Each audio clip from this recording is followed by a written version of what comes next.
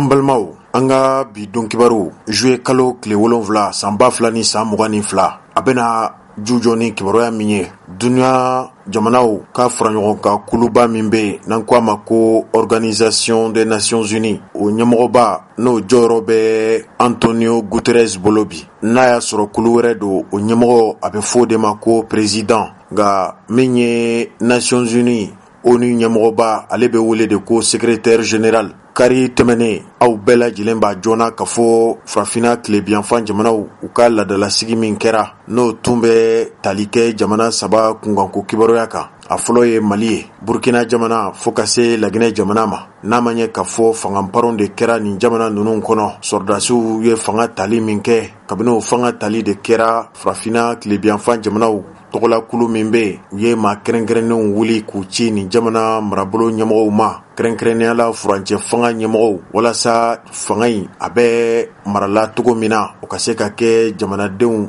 ni dungɔ ye. O hukumu de kɔnɔ anw ka jamana Mali tun ɲangira kabini janvier kalo tile 9 kalo 6 tɛmɛnen kɔfɛ o ɲangi de nana wuli kari tɛmɛnen. Duniya jamanaw ka yɛrɛ marakulu o ɲɛmɔgɔba Antonio Guterres kɔni y'a jira ka fɔ ale nisɔndiyara ni ɲangi in wulilen ka bɔ Mali kan, kɛrɛnkɛrɛnneyala min bɔra farafina tilebiyanfan jamanaw ka kuluba yɔrɔ la. U ka sigi min bɛ n'an ko a ma ko sommet ordinaire o min kɛra juillet kalo tile 3 tɛmɛnen Ghana jamana faaba la Accra. Kɛrɛnkɛrɛnneyala k'a bɛ a ka nisɔndiya jira ka da ɲangi wale 2 ɲɔgɔn bɛ n'o tun kelen bɛ degun ani tɔɔrɔ ye Mali jamana kan. Sɔrɔ ani jamana ka nafolo marataw an k'o de ma ko sanction économique et financière o min tun jagoyalen bɛ Mali kan CEDEAO jamana fɛ. A ko nin ma taa wuli kajɔ kɔ, Mali yɛrɛ jamana furancɛ fanga ɲɛmɔgɔw olu ye cɛsiri min kɛ, hali jamana dɔw bɛ farafina gun kan, o jamana ɲɛmɔgɔw fana ye wuli kajɔ kɛ ka se ka bɛnɲɔgɔnya kuma nali sabati Mali ni farafina tilebiyanfan jamanaw ni ɲɔgɔn cɛ. Antonio Guterres y'a jira ka fɔ a bɛ Mali furancɛ fanga ɲɛmɔgɔw kɔni fo, nka min ye bɛnkan ye o bɛnkan min fɔr'u fɛ ka jira ka fɔ marisi kalo san 2024 dan bɛna sigi furancɛ fanga la ko k'u jija o baara in ka se ka bɔ a sira fɛ. Layidu ko ye juru ye. Duniya jamanaw ka yɛrɛmaratɔn o ɲɛmɔgɔ a ko ni foli bɛ di mɔgɔ ma nin ko la, o dɔ ye CEDEAO yɛrɛ tun ye maa kɛrɛnkɛrɛnnen min bila ka na Mali kɔnɔ n'a ni Mali jamana furancɛ fanga ɲɛmɔgɔw tun bɛ ka masala. Tani ka seginw kɔni barika bonyana o tɛ maa wɛrɛ ye, o ye Goodluck Jonathan de ye, Nigeria jamanakuntigi kɔrɔ, ko ale ka wulikajɔ bonyana nin na kosɛbɛ. Hali farafina jamanaw olu ka tɔnba n'o ye Union africaine ani CEDEAO fo ka se hali MINUSMA ko bɛɛ lajɛlen y'i seko kɛ nin na. Nin Antonio Guterres ka fɔ ye k'a b'a ɲini nin bɛnɲɔgɔnya kuma min tɛmɛna nin jamana ninnu ni ɲɔgɔn cɛ, o bɛnɲɔgɔnya kuma in nin ka se ka kɛ badabada ye wa a ka se ka sinsin walasa don nataw kana gɛlɛya tuguni. Nin furuku ni nin ɲɔgɔn faamuya wale min kɛra Mali jamana ni farafina tilebiyanfan jamanaw ni ɲɔgɔn cɛ, ko bɛɛ lajɛlen kan ka kalanbolo de bɔ nin furuku in na. Wa min ye Antonio Guterres o ni ɲɛmɔgɔ a ko a b'a ɲini Mali jamana ɲɛmɔgɔw ni CEDEAO ɲɛmɔgɔw fɛ ko bɛɛ lajɛlen ka bolo di ɲɔgɔnma kɛ walasa kalata sanuyalen ni kalata jɛlen o min n'o kan ka bolo da Mali jamana kɔnɔ waati nata ninnu na o kalata in ka se ka kɛ kalata jɛlen ye, malidenw kana nimisa a la. Antonio Guterres y'a jira ka fɔ yanni kalata baaraw yɛrɛw cɛ furancɛ fanga min bɛ Mali kɔnɔ bi, n'o furancɛ fanga in sigira ni layidukan ni kalekanw ye, hali n'a y'a sɔrɔ malidenw ma ɲini ka fanga in bɛ ta waati min na, nka o layidukan n'o kalekan ninnu ma fɔ malidenw kɔ k'u ko hakili to u ka kalekanw n'u ka layidukan ninnu na. Wa min bɛ tali kɛ bɛn ani bolonɔ bila gafe min tun bolodara kabini san 2015 an k'o de ma ko accord de paix et de la réconciliation. Duniya jamanaw ka yɛrɛmarakuluba o ɲɛmɔgɔ ale y'a jira ka fɔ bɛɛ lajɛlen kan k'i bolonɔ bila kɛ nin sɛbɛn na min ye jugu marifatigiw ye, hali Mali jamana marabolo ɲɛmɔgɔw ko n'a ma ɲɛ ka fɔ bɛnkan kɔni kɛra san 2015 ko baara in fana yakubaya. Wa minnu ye marifatigiw ye a y'a laɲini ka fɔ baroba dɔw kan ka labɛn don nataw la o baro in ka kɛ sabu ye ka marifatigiw ka marifaw minɛw la k'u galabuw fa ka se k'u lasegin Mali sɔrdasiw cɛla. An k'o de ma ko désarmement, démobilisation et réintégration DDR. O ni a ɲɛmɔgɔba y'a jira k'u ka bonya an'u ka dɛmɛ n'u ka waleɲumandɔn de bɛ Mali jamanadenw ye. Bɛn min sɔrɔlen filɛ nin ye Mali ni farafina tilebiyanfan jamanaw ni ɲɔgɔn cɛ. K'olu b'a ɲini malidenw fɛ ani Mali jamana marabolo ɲɛmɔgɔw furukufuruku walew ani tigɛrɛnsuɲali kumaw ko k'olu nɔgɔya. Min ye jamana maracogo ɲuman ye k'u b'o de ɲini jamana marabolo ɲɛmɔgɔw fɛ Mali kɔnɔ, kɛrɛnkɛrɛnnenya la furancɛ fanga ɲɛmɔgɔw. Nin ye kibaruya ye an ye min bɔ Organisation des Nations Unies u ka kibaruya carinbon olu ka sira fɛ. An balimaw, aw bɛɛ lajɛlen b'a dɔn k'a fɔ anw ka jamana n'a y'a sɔrɔ maliden bɛ disi gosi ni fɛn ye bi, o dɔ ye Mali dugujukɔrɔ fɛnw ye. N'a fɔra Mali dugujukɔrɔ fɛnw, ni maliden ye fɛn ka ni dungɔko ye bi, o ye sanu de ye. Nɛgɛ b'anw ka jamana kɔrɔ, jɛman b'anw ka jamana dugukolo kɔrɔ, nka min ye maliden ninkanko ye bi, o ye sanu ɲini baaraw de ye. Mali jamana marabolo ɲɛmɔgɔw olu kɔni ye kibaruya min bɔra, an ye kibaruya min bɔ studio tamani ka lasela. A ko jamana ɲɛmɔgɔw y'a jira k'a fɔ min ye sanubɔ ye, a kɛra dugujukɔrɔ fɛn o fɛn ye, o bɔli k'o bɔ jɔra kabini juin kalo tile 15 tɛmɛnen, ko jɛn tɛna k'a ye bilen maa ka Mali dugukolo a dugujukɔrɔ fɛnw k'olu cɔgɔri. Nin baara ɲɔngiri min kɛra, nin bɛ tali kɛ waati la i n'a fɔ juin kalo tile 15 fo ka taa bila septembre kalo tile 30 la. Nin kibaruya in carina Mali marabolo ɲɛmɔgɔyasoba n'o ye gouvernement ye, olu de ye nin kibaruya in ganse. Nin kibaruya in gansele waati min na Kangaba ani Kajolo mara, o sanu ɲininaw y'a jira k'a fɔ jamana marabolo ɲɛmɔgɔw ye kibaruya min fɔ nin togo la, ko nin kibaruya in tɛ kibaruya ye ni olu kan ka baara kɛ n'a ye. Jamana marabolo ɲɛmɔgɔw ɲiningale, olu y'a jira k'a fɔ kabini sanji kunfɔlɔw bina, damandingaw de bɛ ka firi maaw kan. Min ye dugukolo kɔni ye, o ɲiginen don. O de y'a to ministre min ka baara ɲɛsilen don dugujukɔrɔ fɛnw, kuranko ani jiko ɲɛnabɔli ma, ale tɔgɔ la ministriso, olu ye lajɛ kɛ. O lajɛ in kɛlen, u ye hakilina min ta, o ye k'a jira k'a fɔ nin baara in a ka ɲɔngiri fo ka se wagati fɛrɛlen ma. U y'a jira k'a fɔ nin tɛ juguya wale ye ka ɲɛsi malidenw ma, maliden minnu dahirimɛ bɛ dugujukɔrɔ fɛnw na. Nin dabɔra de an bɛ sanji waati min na, nin waati ninnu ka tɛmɛ. Min ye Mbaye Kulibali ye, ale min ye ministriso in kumalasela ye, a ko n'i y'a ye olu ye ŋaniya in ta, ko nin ŋaniya in ma dabɔ maa wɛrɛw kama minnu bɛ damandingaw la. Nin ye ko de ye ko min n'a bɛ se ka kɛ hɛrɛ ye olu yɛrɛw ma. A ko an bɛ waati min na bi, n'a ma ɲɛ k'a fɔ samiya sanji kɔni bin na, yala nin maa ninnu tɛ se ka taa forow kɔnɔ ka taa sɛnɛw kɛ wa? Nka nin kibaruya de binnen Kangaba ani Kajolo mara sanu ɲininaw, olu k'u ma nin faamu wa u tɛna nin faamu, ko yala jamana marabolo ɲɛmɔgɔw ye hakili jagabɔ kɛ yanni u k'olu bali nin baara la wa? Misali la, sanubɔla denmisɛn dɔ ɲiningalen ko n'a fɔra olu ka nin baara jɔ k'u ka taa foro la, ko an bɛ dakun min na bi a dogolen tɛ maa si la, min ye binfagalanw ani angɛrɛ minnu bɛ kɛ sumansiw kɔrɔ, ko sɔngɔw ka gɛlɛ wa o da ka gɛlɛ, o tɛ se ka san, ko de y'a to olu nana sanu ɲini baara la. Ko n'i y'a fɔ olu ka nin baara in jɔ, u kɔni tɛna segin ka taa foro la. Ko ni olu kɛra ko kɛba ye, ko maa wɛrɛ t'a joona, ko jamana marabolo ɲɛmɔgɔw olu de ye nin ko in laɲini. Nka jamana marabolo ɲɛmɔgɔw kɔni y'a jira k'a fɔ don nataw la u bɛna wulikajɔ kɛrɛnkɛrɛnnen de kɛ ka taa se jamana ka cɛsigi minnu bɛ nin sigida ninnu na, kɛrɛnkɛrɛnnenya la sanu bɛ ɲini yɔrɔ o yɔrɔ. A kɛra gouvernɛrw ye o, a kɛra préfɛtw ni maires ye, ka taa olu ladɔnniya, u ka fara nin ministriso kofɔlen in kan ka nin baara in ŋaniya min fɔra ko ka baara ninnu jɔ ka se k'o daŋɛnɛmaya. Hali dugutigiw lakaw, jama tɛ taa maa minnu kɔ n'o ye société civile, o maaw bɛɛ lajɛlen bɛna ladɔnniya nin kibaruya in na. An ye nin bɔ kunnafoni cari bondaso min ka lasela, an k'o de ma ko studio tamani. An balimaw, kunnafoni caribondaso min bɛ jamana in kɔnɔ n'an ko a ma ko Soir de Bamako, ale ko dɔgɔ furancɛ tɛmɛnen min ye Maître Kasum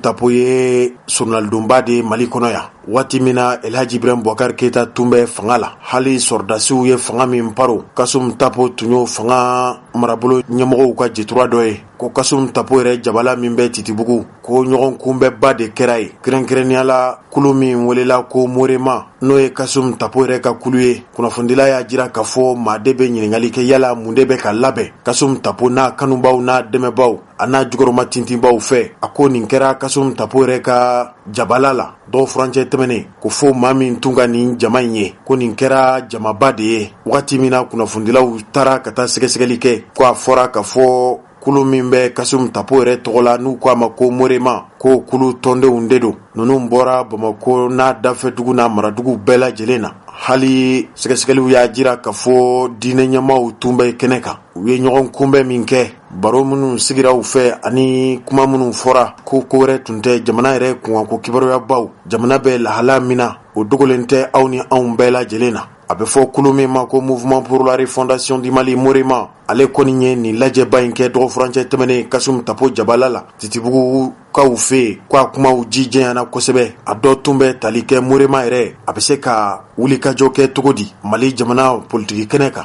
Kɛrɛnkɛrɛnnenya Mali bɛ dako min na bi, Mali bɛ se ka wuli cogo di k'i jɔ a sen kan n'o ye olu yɛrɛw ka kulu tɔgɔ ye an k'o de ma ko refondation du Mali. Soir de Bamako y'a jira k'a fɔ ka hakili jigi de kɛ nin kulu in sigira sen kan waati min na Ibrahim Boubacar Keita ka fanga paruna sɔrdasi marifatigiw fɛ. O sɔrdasi marifatigi minnu farala jamakulu murutilen kan n'an k'o de ma ko M5 RFP, o sɔrdasiw ka kulu a donni kelen tile ma an k'o de ma ko Comité national pour le salut du peuple. Maa minnu hakili b'a la ko nin fanga in parunen o de kɛra sabu ye Kasum Tapo a ka nin kulu in sigi sen kan Mali kɔnɔ. Kunnafonidila y'a jira k'a fɔ maa kɔni bɛ ɲininkali de kɛ yala Kasum Tapo ŋaniya de b'a kɔnɔ wa, a bɛn'i kanbɔ fanga nɔfɛ de wa, walima a bɛna fara fanga ɲinibaw de kan. A mana tigɛ da o da la, Soir de Bamako y'a jira k'a fɔ sɛgɛsɛgɛliw bɛ sen na. O sɛgɛsɛgɛli ninnu n'o bɔ jɔra o bɛna k'a damana kibaruya ye k'o lase malidenw ma.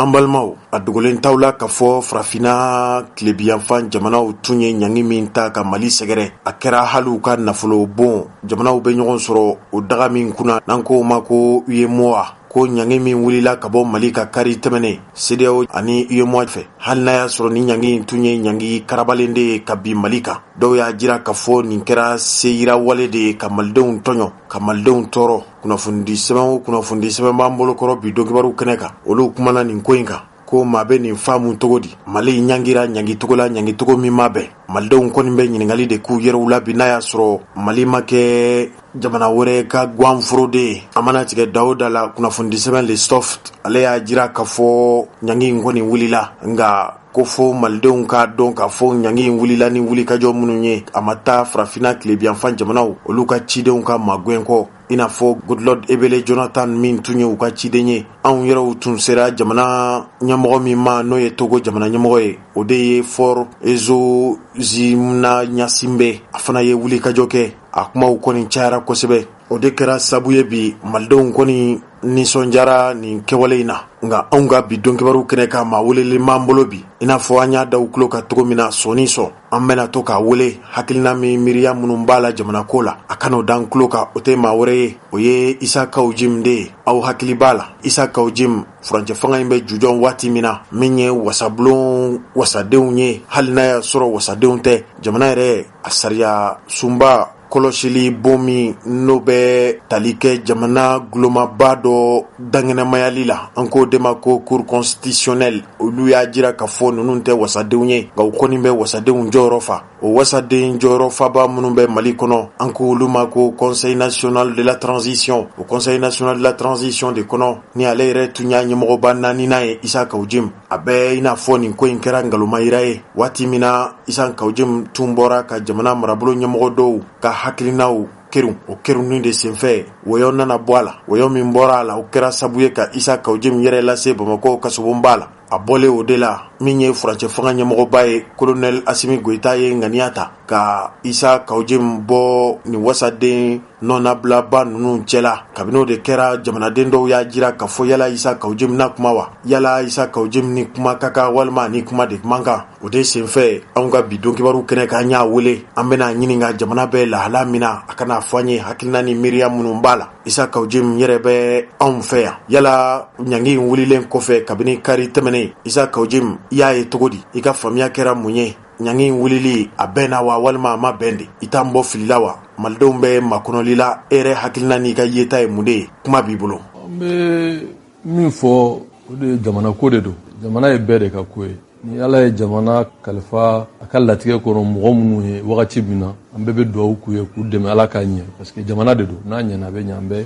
adamaden filintan tɛ ni diinɛ ko don an bɛ se k'o kuma fɔ k'o tila an ye mukalidu ye dafa ye ala kelen ta ye mais l'état il est ce qu'il est ne hakili la wagati dɔ la anw yɛrɛ da tun bɛ jamana ko la jɔyɔrɔ dɔw bɛ an tun b'o kɔnɔ ani hakilila ninnu an y'a fɔ a ma faamu malheureusement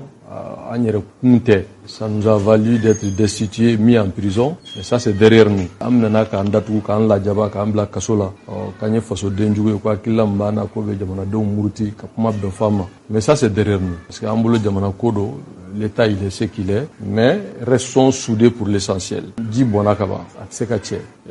trop de comme on dirait en bon français trop de bruit pour rien. Parce que tuma min an y'a fɔ an ye min fɔ c'est pas de la prophétie ne delila k'a fɔ ko ni mɔgɔ min tɛ yeli kɛ kogo kɔfɛ k'i sen bɔ politique la ala ye bɛɛ sɔn ko dɔ la ala de y'o di ne ma n ka cɛya tɛ n bɛ min fɔ a bɛ réaliser n ka cɛya tɛ ala de y'a kɛ n ye voilà n bɛ ala de barika da ne y'a fɔ n k'an kana sɔn an ni diɲɛ ka don ɲɔgɔn na an ka fɛɛrɛ bɛɛ kɛ maliyɛn bɛɛ min bɛ jamanakuntigi kɔ min t'a kɔ an bɛɛ ka fara ɲɔgɔn kan de même voix an ka jamanaden a ka jamanaden bɛɛ fara ɲɔgɔn kan pour que transition ye min kɛ k'o yira diɲɛ na an n'u bɛnna min kan k'o fɔ min ma se ka kɛ k'o f'u ye an mago bɛ min na an k'o fɔ jamanaden bɛɛ ka bɛnkan kɔnɔ ka sɔrɔ gɛrɛndɛ kana jamana sɔrɔ n k'o ka fisa a kɛlɛlama ye n'a kɛra kɛlɛ ye a ma ɲɛ an ma o y'an minɛ k'an datugu k'an lajaba ka taa an mankutu tiɲɛ an ye min fɔ o de tilara ka kɛ malheureusement chronogramme de bɔra diyagoya a fɔra ko min tɛ bɔ o bɔra bon bɔra ka taa di CEDEAO ma CEDEAO ka bɛnkan kɔnɔ ka sɔn kɔnɔ mais yan'o ka kɛ ka politique mɔgɔw wele k'a fɔ an b'a fɛ ka taa nin yira CEDEAO la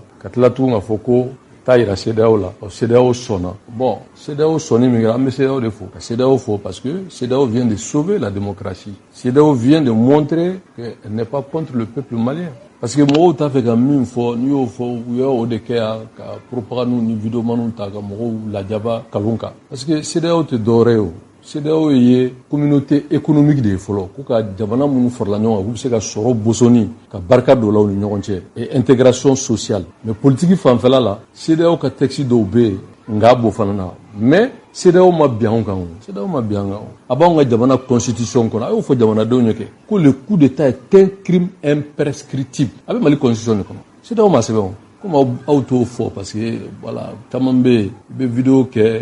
i b'anw fa neni k'anw ba neni k'anw buruja k'a fɔ a ba la France a ba la CEDEAO i bɛ t'i ka misi minɛ après i bɛna t'i ka saga minɛ bon o tɛ jamana jɔ o donc il faut dire la vérité c'est quoi un crime imprescriptible a bɛ Mali constitution de kɔnɔ ça c'est pas la CEDEAO qui l'a écrit bon CEDEAO fana président de y'a fɔ Mali fana président b'a la o wagati la k'a fɔ ko jamana minnu bɛ CEDEAO président la k'u tɛ jɛn n'a ye fanga ka paro ni marifa ye mais n'a parona ni o jamanaw bɛ sigi ka fɔ kɛ ka bɛn kɛ a fɔ min ma le retour à l'ordre constitutionnel o fana na an ni CEDEAO de sigira ka kuma k'a fɔ kalo 18 kɔnɔ k'an bɛ taa kalata la o fana ye tiɲɛ de o fana ka fɔ faut dire l'historique o kalo 18 de sera a yera k'a fɔ kala tɛ se ka taa ne yɛrɛ y'a fɔ à son temps qu'on va pas accepter une élection bâclée j'ai eu à dire aussi que kuranɛ haya tɛ ni gɛlɛya b'a la ani jamanaden bɛɛ bɛ sigi ka fara ɲɔgɔn kan ani jamanakuntigi an b'a yira diɲɛ na donc nous sommes cohérents maintenant ni diɲɛ jɛra yɔrɔ min ni gɛlɛya bɛ yen i b'o de fɔ anw ye nin fɔ mais gɛlɛya bɛ yen an ka jamana gɛlɛya ye nin ye a y'an dɛmɛ pour que an ka se ka ko kɛ nɔgɔya kɔnɔ o fana ye hɔrɔnya dɔ de ye parce que jamana ko de don mɔgɔ ko tɛ o moi quand je le disais j'étais 4e vice-président du CNT ni wari don wari kun bɛ n bolo passeport diplomatique bɛ n bolo jɔyɔrɔ bɛ n bolo mais ça m'a pas empêché de donner mes convictions politiques bi ne bɛ se ka maliyɛn bɛɛ lajɛ ɲɛ la mais n wasalen tɛ parce que ne ka jamana de degunna jamanaden caman de bɛ yen u ka nafolo tiɲɛna jamanaden caman de bɛ u ka baara tiɲɛna jamanaden caman de bɛ yen bi banque bɛna wuli u kama jamanaden caman de bɛ yen u ka fournisseurs y'u ka minandi jɔ jamanaden caman de bɛ yen bi u bɛ tunga la u tun bɛ min ci u somɔgɔw ma bi sont obligés de faire plus olu yɛrɛ bɛ yɔrɔ min na gɛlɛya b'u da la bon n'i ye diɲɛ gɛlɛya fana ta ka fara o kan je crois que on n'est pas heureux donc min bɔnna ji bɔnna mais que cela ne tienne min kɛra n'o ye ka sanction wuli maliyɛn bɛɛ bɛ fo les Maliens sont restés dignes. Il faut ma résilience. Parce que les Maliens ont eu famille. Tant que si c'est le Mali qui est en jeu, les Maliens peuvent Mali la face. Mais politique, comment on dit politique féro? Mais Mali, c'est notre bien commun. Donc Mali de Rokela ou Befo. Mali Touarango ou Befo. Mali transporteur ou Befo. Mali Kounafundela ou Befo. Mali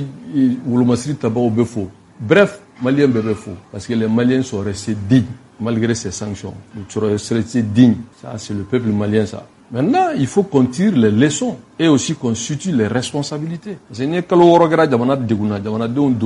le gouvernement doit rendre compte. Mais ni kalo woro ke iko riposte bi bolo santan nani iko ko sanction te jamana balikatanye iko mo ka bo aba la France iko mo ka bo aba la CEDEAO. Bon, mais après 6 mois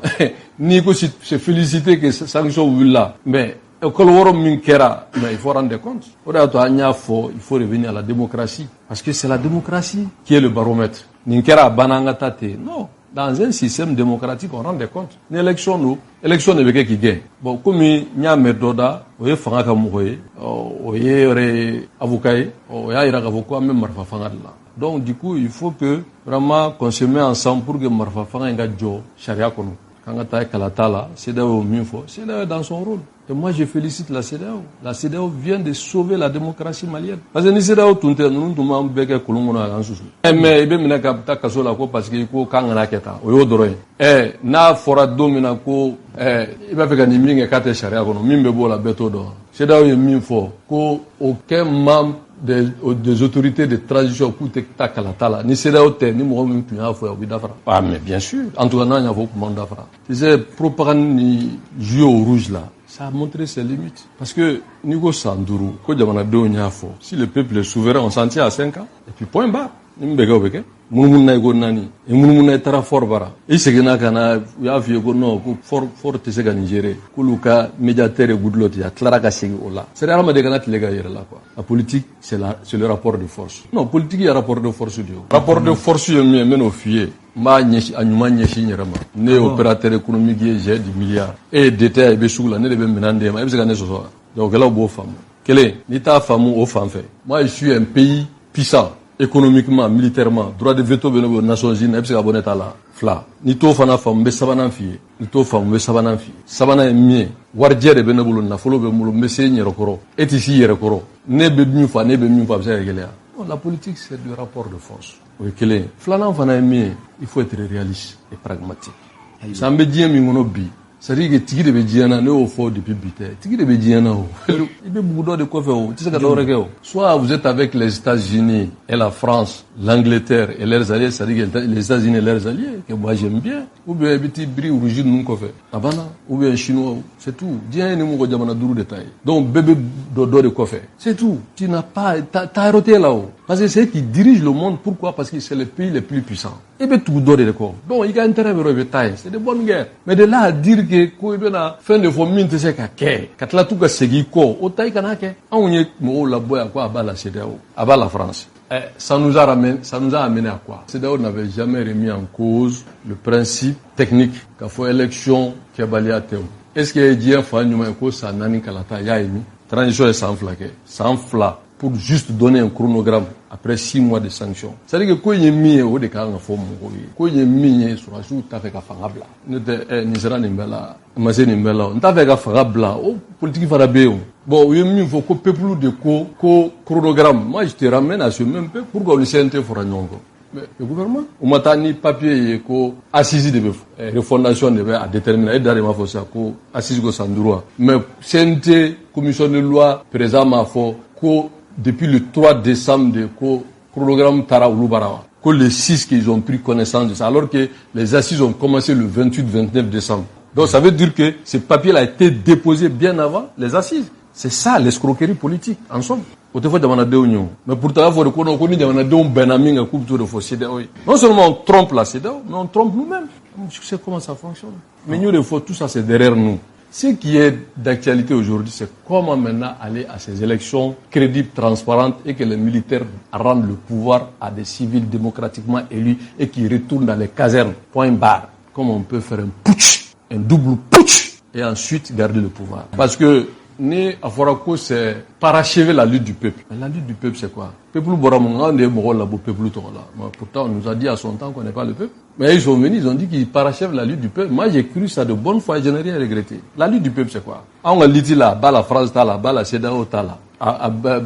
Les militaires prennent le pouvoir, là. Mimba, là, le papier qu'on a. Mimba, là, follow de dénoncer la mauvaise gouvernance. Dénoncer. Flana est mis des élections, des résultats législatifs qui ont été un fiasco. Résultats législatifs minkera, au kera Birsa Nyagami. Anifana enseignant au article Binkumbe, article 39, au Fana Gela au Kumbala, qu'on appelle le Front Social. Anifana Kafoko, Jabara Nafolo Bade Muna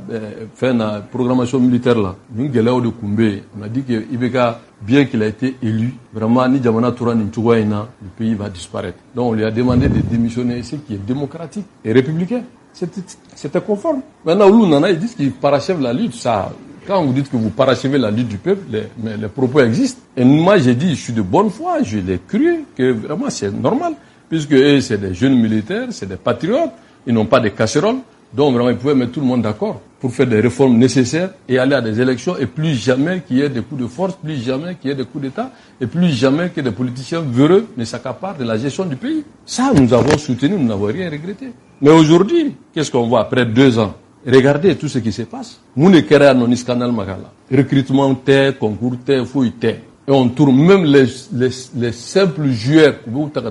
Rwanda. Au Bidesegata, Jamana et Koutru Djolé, Dje Fadel Kenegan. Koulou koute basket parce que Wariminganga Douma Kate Doukama Douma. Vraiment, on a fait trop de bruit pour rien. Voilà. Donc moi, je pense qu'aujourd'hui, il faut qu'Anga soit sous nous démocrate de Nijigin quoi.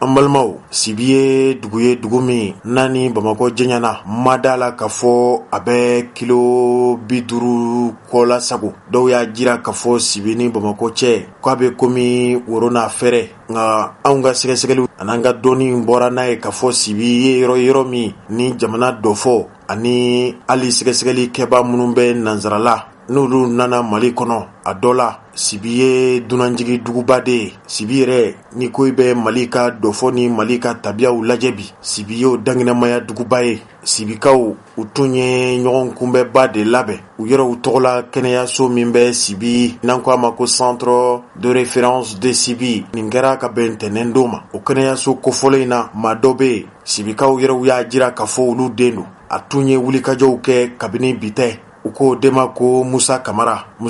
ye mɔgɔ minnu hakili bɛ mɛrikalata min kɛra Mali kɔnɔ kabini novembre kalo tile 20 san 2016 min ye commune rurale di Mande o kɔnɔna na ale de tun ye se sɔrɔ a tun ye se sɔrɔ ni parti politique min ka bugunatɛmɛjaw ye an ko dema ko UMRDA nga an ma bɔ karila ka ntɛnɛn sɔrɔ jo sariya tigilamaw ni kiri matarafabaw Mande yɛrɛ politikima dɔw ka damakasi kɔfɛ olu y'a jira k'a fɔ kalata min kɛra o kalata in ma kɛ kalata jɛlen ye ko sɛbɛnfura dɔw donna ko sɛbɛnfura ninnu ye sɛbɛnfura nɔgɔlenw ye o de kɛra sabu ye ka Musa Kamara kɔni bɔ mairie kɔnɔ nka kabini a bɔra mairie kɔnɔ fo ka se bi ma wulikajɔ ni cɛsiriw ani dabali ni fɛɛrɛ ni magwɛnw kɔni bɛ ka k'a fɛ Mande dugu o dugu n'a y'a mɛn k'a fɔ degun ani fɛɛrɛ bɔ ntanya bɛ dugudenw na se ni dabali ni ŋaniya minnu b'a la a dɔ la a b'o ŋaniyaw jira o ŋaniyaw jirali dɔ de senfɛ a jirala k'a fɔ sibi yɛrɛ kɔnɔna na mɔgɔ caman de bɛ minnu ye banabagatɔw ye kɛrɛnkɛrɛnnenya la ɲɛbana yɔrɔ la olu ɲɛw de b'u dimi a ye dɔgɔtɔrɔ kɛrɛnkɛrɛnnenw lawuli Bamakɔ yan ka taa fo sibi tɛnɛn don o taali min kɛra sibi maa caman kɔni ɲɛw lajɛra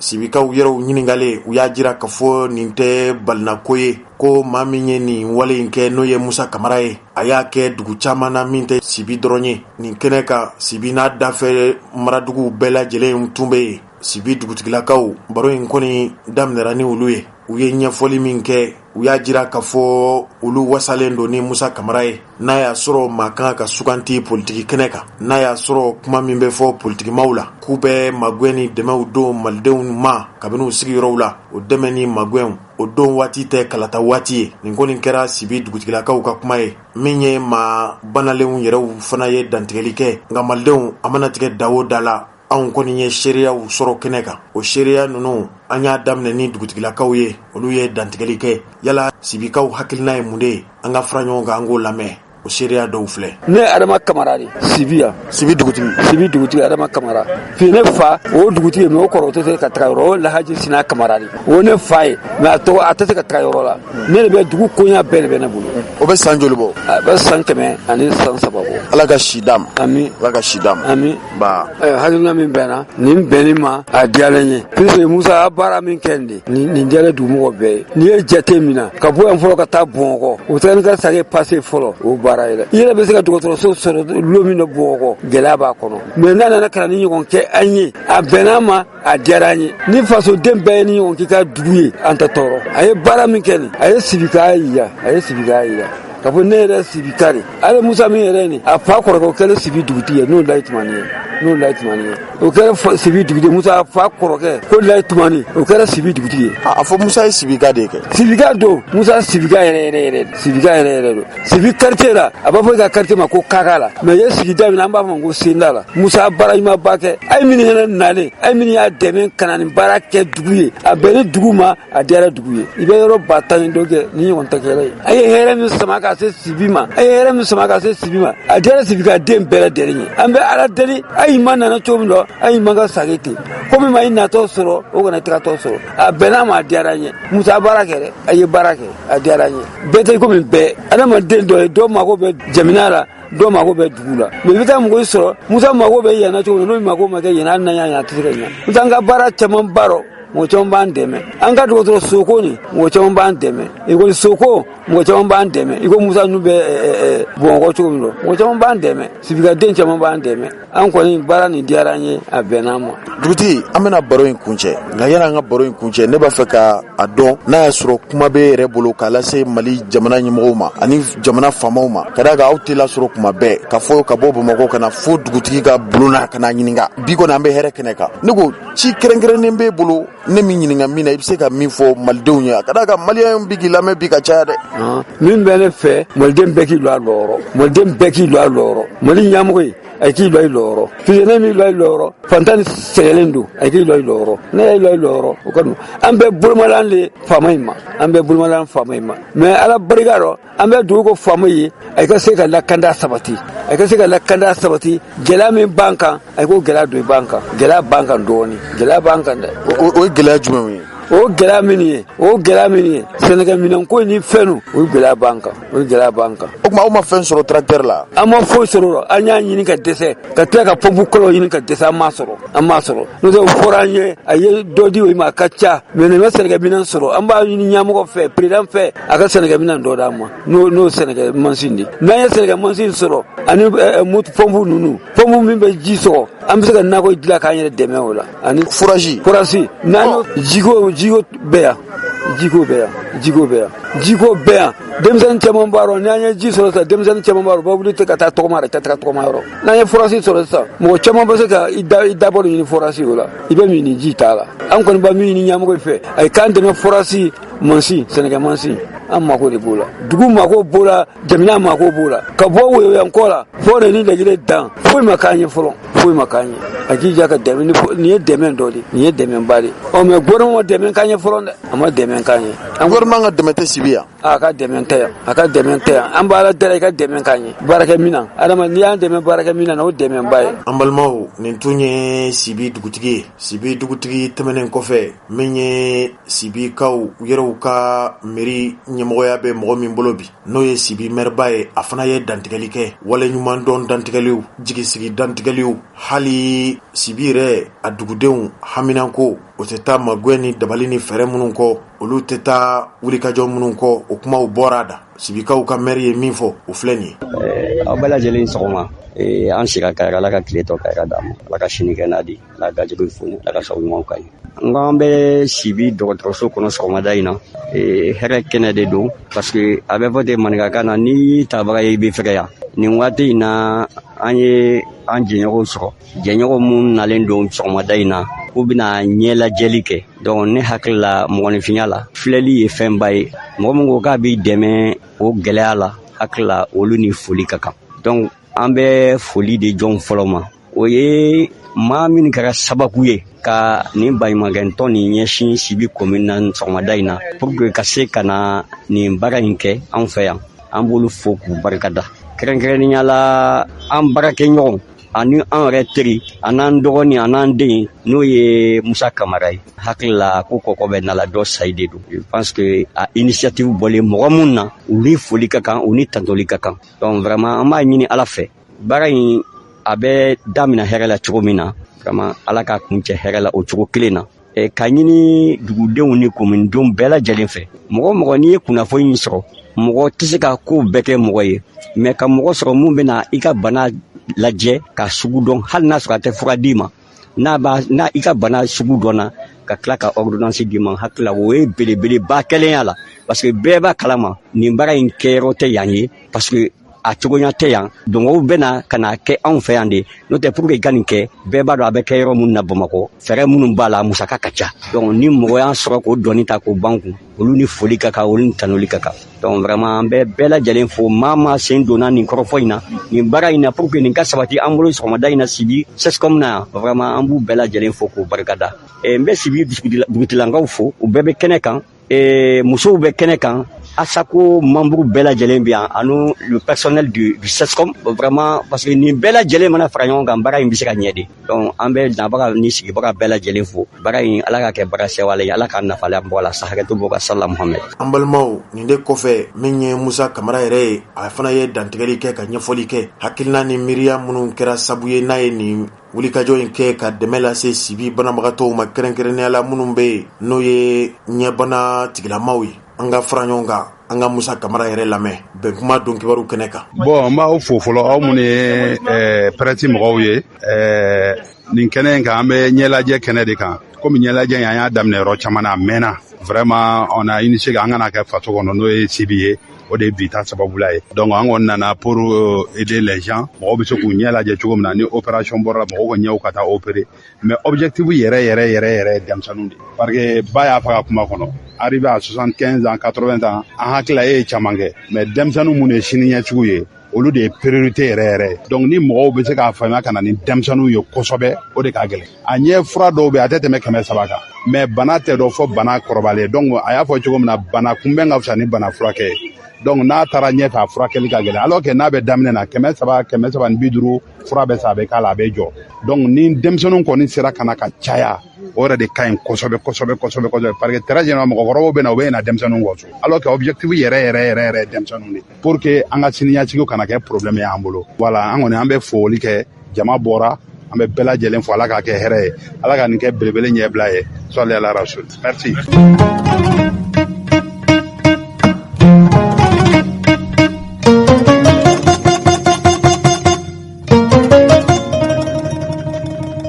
An balimaw an ko yɔrɔ min ma ko zone aéroportière nin ye yɔrɔ min n'a kunkanko kibaruya cayara kosɛbɛ Bamakɔ yan anw minnu ye Bamakɔ sigibaw ye kabini waati jan waati o waati ni nin yɔrɔ in kunkanko kibaruya wulila a kɔni na kɛ fiɲɛ wulila sɔngalama ye jamana marabolo ɲɛmɔgɔw olu kɔni y'u ta kɛ maaw sibonw dakolon cili ye nka maa minnu bɛ nin kɛnɛ in kan n'o ye zone aéroportière ye olu y'a jira ka fɔ nin yɔrɔ in ko jamana marabolo ɲɛmɔgɔw bɛ bingani wale ni tɔɲɔwalew de la k'a lase olu ma olu ye yɔrɔ in sɔrɔ togoya min na jamana yɛrɛ sigikan a n'a sariya u y'a laɲini k'a fɔ ni maa bɛ dugukolo ɲini dugukolo kan ka ɲini ni sira o sira ye k'olu ye o siraw de taama hali Bamakɔ mɛriba ale bɛ nin ko in joona k'a ye k'a fɔ donna dugusɛjɛda fɛ jamana marabolo ɲɛmɔgɔw ka wuli ka taa olu sibonw dakolon ci k'olu tɛna jɛ ni nin ko ye o zone aéroportière sigibaw tun ye lajɛ de labɛn dɔgɔ furancɛ in kɔnɔ nin lajɛ in a ye tali kɛ dugu 12 ɲɔgɔn dugutigiw an'u ka kɔrɔsigiw fo ka se dugudenw ma u bɔra ka laseli kɛ n'aw hakili b'a la waati min na dɔgɔtɔrɔ Choguel Kɔkala Mayiga fana tun bɛ fanga nɔbɔla n'a tun y'a jira k'a fɔ furancɛ fanga in maa wɛrɛ man ka don a la n'olu tɛ olu de kɛra sabu ye ka Elhaji Ibrahim Boubacar Keita ka fanga paron ni o fanga paron na o fanga paronbaw olu de kan ka wele k'u don a la dɔgɔtɔrɔ Choguel Kokala Maïga n'a jɛɲɔgɔnw tun ye laɲini min ni wulikajɔ min kɛ ka taa se zona reporter sigibaw ma. O sigi de kɔnɔna na u tun ye layidu gɛlɛnw ta ani bɛɲɔgɔnya kumaw caman fɔ ka jira k'a fɔ n'olu kɔni kɛra fanga sɔrɔba ye k'u bɛna zona reporter kɛnɛ ninnu sinsin ka kɛnɛ ninnu lasegi a sigibaw ma. Nin kuma ninnu de cayara fo ka se bi ma da bɛ nin kɛnɛ in sigibaw ye sunɔgɔtu ye. U kɔni ye lajɛ kɛ ka kunnafonidilaw wele. Anw ye seereya minnu sɔrɔ a kɛnɛ kan bɛnkuma don kibaru ani bɛnkuma n'a baaraɲɔgɔn radio minnu bɛ Mali kɔnɔ. Aw minnu ye do kibaru lamɛnbaw ye yala an tɛ fara ɲɔgɔn kan ka ninnu ka dantigɛlikanw lamɛn wa? Assalamu alaikum, ne tɔgɔ ko Abdulaye Samake, misala dugutigi ka conseil de don. Sani ka kuma lase an ka ɲɛmɔgɔ ma, dakuna damadɔni fɛ k'a fɔ. Dugutigi ye n bila ka na nin y'a san 1 ani dɔɔni ye kɛlɛ nin wulila ka yɔrɔ ci daminɛ. Depuis yɔrɔ ci daminɛ an kɔni an b'an sigi an b'an sen kan su fara tile kan an bɛ na. O mana wele su o mana wele tile an kɔni an bɛ na. Ka ɲini jama jɛla ka ɲini bɛɛ lajɛlen fɛ. N'i wele sera fɛn fɛn min ma kana fɔ k'i bɛ dɔ labila. Jama kungo de don mɔgɔ ci tɛ mɔgɔ kelen kungo ye. Ka ɲini Ala fɛ ka ɲini kira fɛ. An bɛ min na bi Ala k'a sabati. K'an kisi mɔgɔ jugu tɔɔrɔ ma. Mɔgɔ min ma an kunna bi. K'a ɲini fɛ u k'u kɔfilɛ fantanw na u k'u kɔfilɛ. Assalamu alaikum. Ne tɔgɔ Fuseni Keyita, ne ye Falajɛ dugutigi ka conseiller. Jama mun m'aw bɛɛ lajɛlen fo. Jama mun bɛ yan ne ko fama minnu b'an kunna fama tu cira aw b'u fɛ wa? Aw bɔgɔ t'u fɛ. Fama tu cira aw b'u fɛ wa? Président tu cira aw b'u fɛ wa? Aw y'a fɔ k'u ka téléphone de la. Transition ka paye tu cira wa? Aw y'a fɔ ko transition ka paye tu cira. Transition ka paye tu cira. An tɛ tɛmɛ. An tɛ tɛmɛ ka tu cira. A y'a mɛn wa?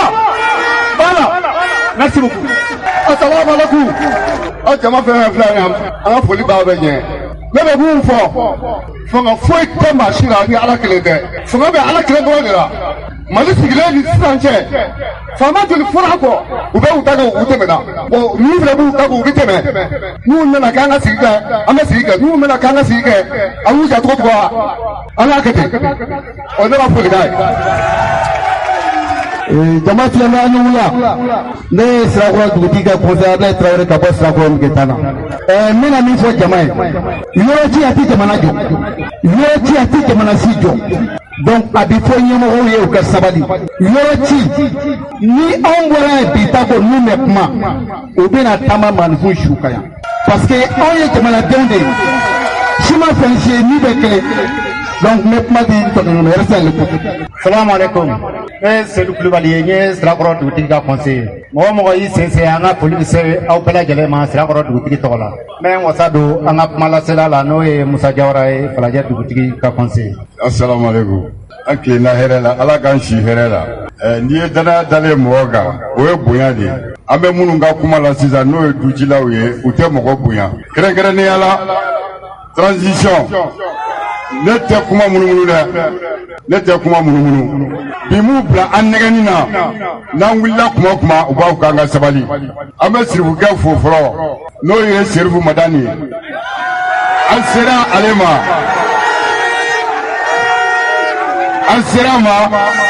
a ka kuma an ni ɲɔgɔn cɛ mɔgɔ tɔɲɔlenw pour que k'u bila u ka hakɛw kɔnɔ Ala y'a kɛ o y'a ka ci lase u ma ci mɛn an sera bɛɛ ma u ka ci mɛn n'u ma ci mɛn an yɛrɛ b'an ka ci lase ni Ala sɔnna ma fɛn o fɛn n'i y'a bila silamɛya kadiri kɔnɔ n'a bɔra o kɔnɔ i b'a dɔn ko kafiri de don Choguel mun filɛ nin ye Choguel an taara ka so a don ne yɛrɛ chef de délégation ye yanni k'a kɛ premier ministre ye a ko ni Ala sɔnna ma aw nakun a bɛ ɲɛnabɔ transition ye baara mun kɛ nin u ye aw kɛ deuxième modèle ye ka dɔ kɛ premier modèle ye an bɛ kɛnɛ mun fana kan Tokula bɛ yen jɛgɛ usine bɛ yen centre de formation bɛ yen i bɛ k'a yɛrɛ y'o jɔ i y'a faamuya jɛgɛ usine o fana bɛ yen mangoro usine bɛ yen 20 hectares o dira FIFA fana ma o bɛɛ bɛ kɛnɛ kelen in kɔnɔ e n'a b'a kɔnɔ o tuma an ye mun de kɛ n'a fɔra sisan k'a fɔ ko kana mɔgɔw ka du ci ko ka sɔrɔdasi kaburu labɛn o la ɲɛnɛmaw ma siyɔrɔ sɔrɔ fɔlɔ a bɛ k'aw miiri ko k'aw ka sɔrɔdasiw yɛrɛ faga k'olu faga yɔrɔ labɛn ko k'u su dɔ ye est-ce que nin ye hakilima baara ye wa donc u ka sabali an bɛ fɛn mun ɲini u fɛ kunu ni bi u sera fɛnw dɔ ma u k'u bila u ka hakɛ kɔnɔ nin ye dugu bɛɛ ka laɲini ye n'u m'a kɛ u b'an jɔlen sɔrɔ u ɲɛ a ka to b'an sara salen. ka foli di an ka dugutigiw ka représentant bɛɛ lajɛlen ma aw yɛrɛ bɔra ka ye sisan dugu tan ni kelen min ni u bɛ zone kɔnɔna la a représentant dugutigiw ka représentant ka kuma u ye kuma minnu fɔ message caman b'a kɔnɔ ladilikanw b'a kɔnɔ en même temps adamadenw tɔɔni min bolo dalen bɛ o fana b'a kɔnɔna la ka sigi ka ɲɛfɔli kɛ jama ye halisa ko min bɛ ka an lajɛ yan nɔ wulada in na programme dɔw de bɛ gouvernement bolo aw ɲɛ bɛ nin kɛnɛba min na k'a fɔ k'u bɛna mɔgɔw ka so ci ka bɔ yan nɔ ko ka polisiso dɔw jɔ a kɔnɔ ko ka surasiw ka kaburu dɔw jɔ a kɔnɔ ani fɛn wɛrɛw an yɛrɛ tɛ fɛn minnu si dɔn yala aw sɔnna aw ka so ka ci wa aw bɛ jɛn n'a ye wa. o kuma la an ka wulikajɔ kɛ o la o tɛmɛnen ko ka bɔ yen nɔ an bɛ ci bila an balakaw ma minnu bɛ plateforme kɔnɔna la u bɛɛ lajɛlen ka wuli ka se podium sanfɛla la yan cikan min b'u bolo ka n'o fɔ jama ɲɛna. Auzubillahi mina shitani rajim. An bɛ kɛnɛ mun kan an tɛ kɛnɛ duman kan nka sɔni n ka kuma daminɛ n ka foli bɛ se Usumani Sherifu Madani ma.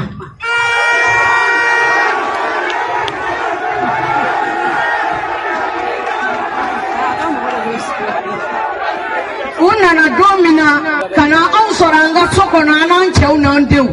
ka so kari ka bin an kan an ma papiye y'u bolo u ma don fɔ an ye an ye mɔgɔ mun y'an kɔ su ni tile o ye Usumani Sherifu Madani Haidara.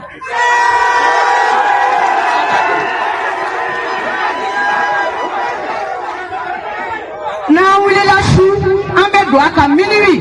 a b'an reçoit a m'a fɔ an ye don si ka gana la. Mais ne b'a fɔ anw ye musow ye n'i y'a mɛn ko président n k'a bɔra muso de la n'i y'a mɛn ko gouvernement ko fɛn o fɛn ko ne ye jalatigi ye n bɛ n kaman kɔrɔta muso dɔ de y'i bila diɲɛ na koyi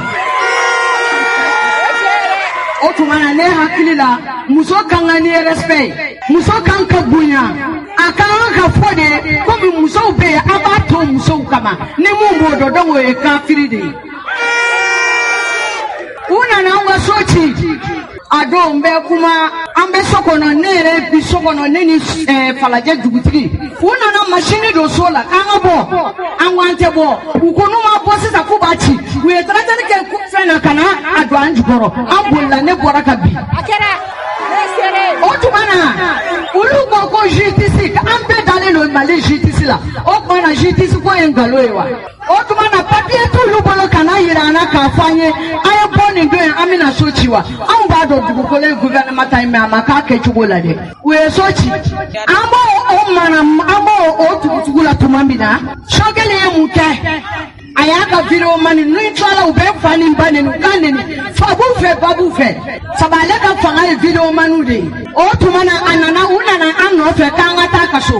an taara ka so ale de y'a fɔ an ye k'an bɛ tiɲɛ kan ko an ka yɔrɔ y'an ta ye ko Mali ye premier choix ni deuxième choix ni troisième choix de ye a y'an ɲininka ko yala u sera ka gidɔrɔn tigɛ ko kin mun bɛ yen fo kɔfɛ n'a dira ko Kidalibugu k'u donna a kɔnɔ wa an ko ayi u ma don a kɔnɔ ko fo k'u sa u tɛ se ka don o kɔnɔ k'u bagara anw de ma ko mais an ka na ni Ala sɔnna ma n'an ka ale tu tɔntɔn n'ale ye fanga sɔrɔ don o don an ka yɔrɔ a b'a minɛ k'a d'a ma o tuma na Sogɛli ɲinɛna a ye fanga sɔrɔ a mɛnna dɔɔnin dɛ. N b'a hakili lajigi a ye mun fɔ an ye a k'i hakili to a la ne hakili la Asimi na don Asimi ko jɔnkɛ bɛ taa fɛn ko Badaw bɛ taa k'ale bɛna maliyɛn bɛ bila i ka droit kɔnɔ ko an ka na ale b'an bila an ka droit kɔnɔ an ye tɛgɛrɛ fɔ a ye est ce que Mali IBK ka talidon in bɔlen a kɔ est ce que maliyɛn bɛɛ ma kɛ Asimi fɛ wa mais o tuma na anw ka droit de ye k'an ka so ci ya donc a nana ka anw ka so ci wa anw ka so ci ba tɛ fila ye dɛ saba tɛ Asimi de y'anw ka so ci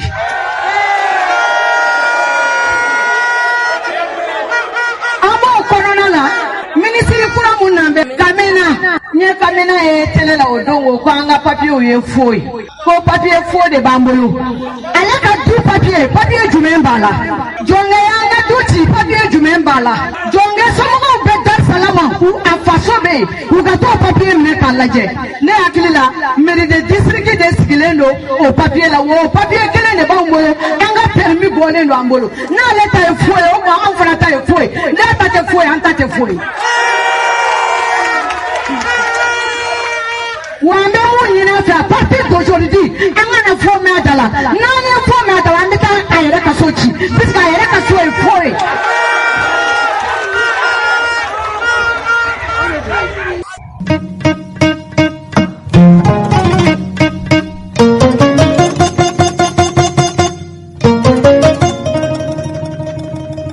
Ambalmao nin tun ye zone aéroportière sigibaw ye nin tɛmɛnen de kɔfɛ jamana marabolo ɲɛmɔgɔw olu caaman bɛ nin ko in joona an sera yɔrɔ la ten Mali jamana ɲɛmɔgɔw kan ka nin ko in tun y'a fɔ ten sa ni ye pangulun kɛnɛ baarakɛlaw ɲininka olu b'a fɔ ka fɔ nin kɛnɛ in ye jamana ka foroba kɛnɛ de ye kɛnɛ in sigikun foyi t'a la pangulun n'o kɛra tuɲɛni kɛfɛn ye don min na a kana se ka degun lase jamanadenw ma a bɛ se ka lasago nin kɛnɛ ninnu kan an k'o de ma ko zone aéroportière dɔw ko réserve aéroportière min ye nin yɔrɔ in sigibaw ye maa dɔw ɲininkara olu y'a jira ka fɔ yɔrɔ minnu cira ko yɔrɔ ninnu tɛ zone aéroportière ye kumaw kɔni cayara kosɛbɛ nka mana tigɛ da o da la an ka don kibaru nata ninnu na an bɛna nin kibaruya in cɔgɔri k'a lasaw ma togoya min na aw bɛ se ka faamuyali kɛ do kibaru kɛnɛ kan an balimaw kulu bɛ anw fɛ yan Mali kɔnɔ n'an ko a ma ko yɛrɛwolo debout sur les remparts yɛrɛwolo debout sur les remparts ye kulu min na